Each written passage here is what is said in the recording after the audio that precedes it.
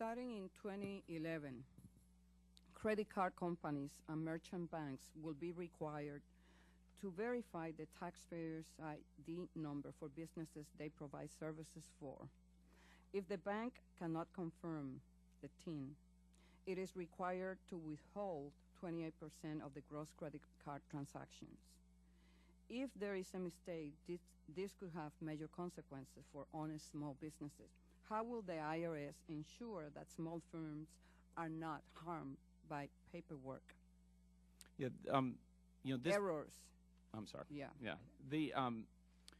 One of the problems that many small businesses have, as you alluded to, is they're not hiring.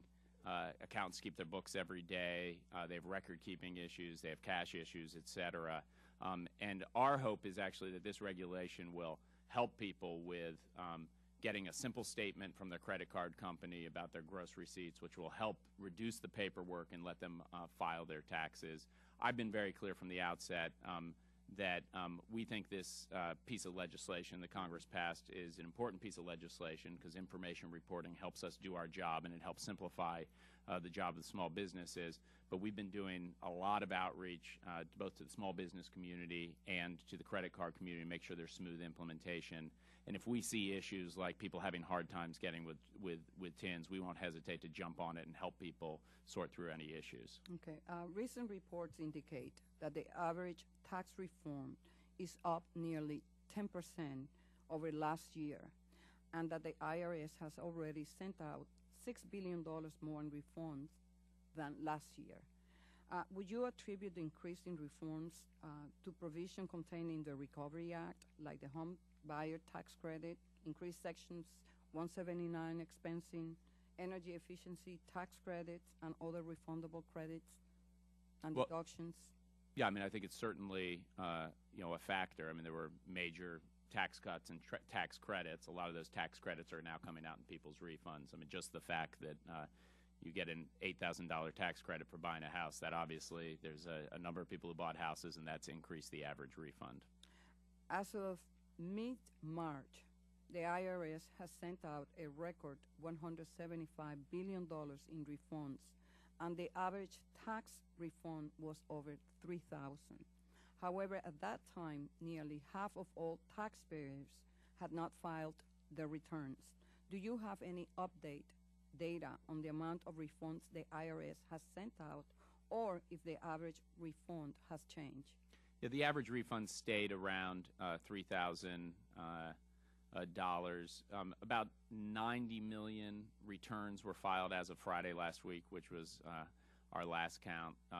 We expect another 20 to 30 million this week, and then there's usually about 10 million extensions. And so this year, the trends, the only major change in trends that we have seen has been the increase in refund amount, which is clearly there's been a lot of tax law changes and is attributable to that.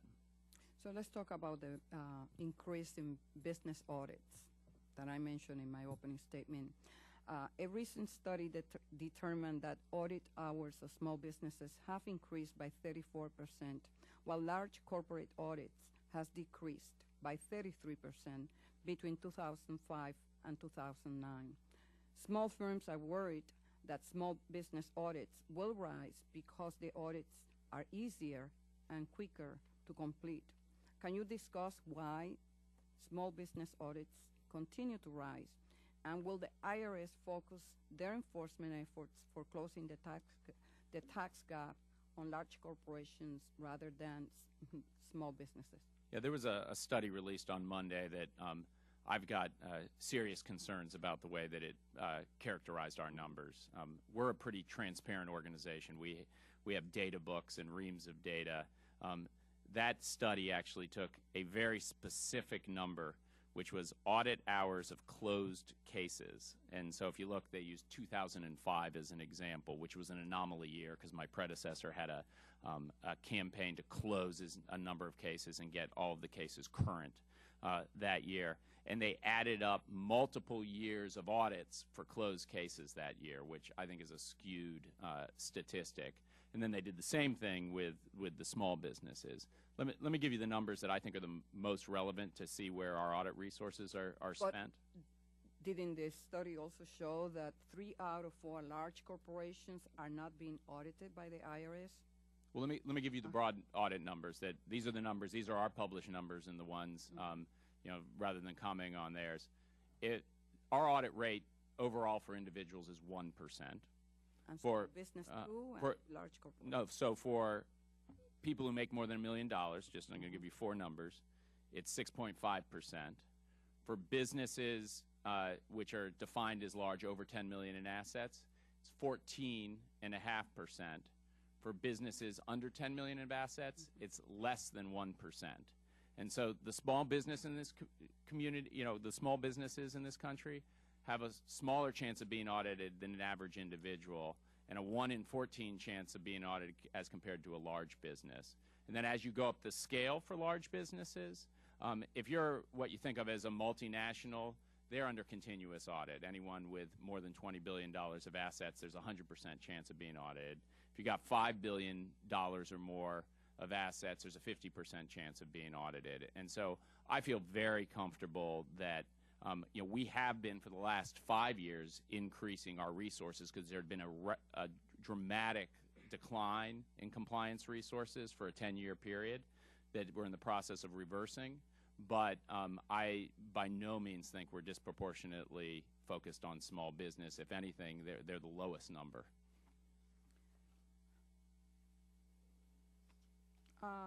You mentioned in your statement that a Small Business Solutions Saturday is planned. Would you please tell us how will you determine the main topics for the forums?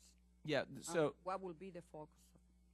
So the topic is whatever a business is having trouble with, and so we define topics by the taxpayer that comes to us. I mean, I've got a motto that I go around the country, talk to our employees, and I say, our job is to walk in the taxpayer's shoes and meet them based on what their needs are. And so for this is, if there's a small business who got way behind on their taxes or had a lot of profit last year and their cash flow has fallen off the books and they literally can't pay, trying to work out some sort of a payment plan. If there's somebody who has complexity and is trying to figure something out, doing that. The way this will work is you call your local office, set up an appointment. We'll make sure all the right people are there. And we may have an agent there who can settle the case. We may have a collection person if they're in collection. And we have appeals officers there if someone disputes what's happened in an audit so they can settle it. Our goal is to solve problems on the spot. Our first set of open houses we had last month, 88% of the people who showed up walked away with all of their issues resolved, which was the goal of these open houses. Okay, so without waiting for one of those Solutions Saturday that you're planning, I will tell you that one of the issues that small businesses are confronting today is they are struggling to meet tax obligations because of the economic downturn that we are experiencing. And so I would like to ask you, why is it that the IRS has accepted 72% fewer OIC than 2001? And is the IRS taking action to increase OICs for small businesses in 2010? Yeah, I'm glad you asked me about that because when I came in, I looked at our offer and compromise program. Was not pleased that people weren't using it as much and that applications that were coming in weren't accepted. We made a major change this year, which we announced in January, which was in the past, our policy was if you wanted to come in for a settlement, an offer and compromise, we would look at your last 3 years of income to determine your ability to pay, recognizing that a lot of people are unemployed, people have shuttered some of their businesses, and there are people who really can't meet basic living expenses and pay. We changed our criteria starting in January that we're now looking at current income. So we're not looking at whatever you made a couple years ago. We're looking at what you're making right now and assessing your ability to pay, which my hope is for taxpayers who are struggling, that will help them out. Given the economic crisis and the fact that small businesses continue to struggle, and especially to get access to capital, are you planning to do anything to simplify the OIC's process? Because one of the complaints that we hear from small businesses is about the fact that the process is complicated, Yeah. it's complex. We've been looking at that. Our first step was to do what I mentioned. We're also looking at seeing if there's a way to simplify it. And so, I mean, what I would tell you is I'm very focused on this. I actually have a working group with an outside consultant looking at ways we can improve the program, obviously within the confines of the law and the flexibility that's given to us, because we can't just, compromise any debt. We don't have that kind of authority, but it's something that we're definitely looking at. Thank you. I have more questions, but we will continue on then in the next round.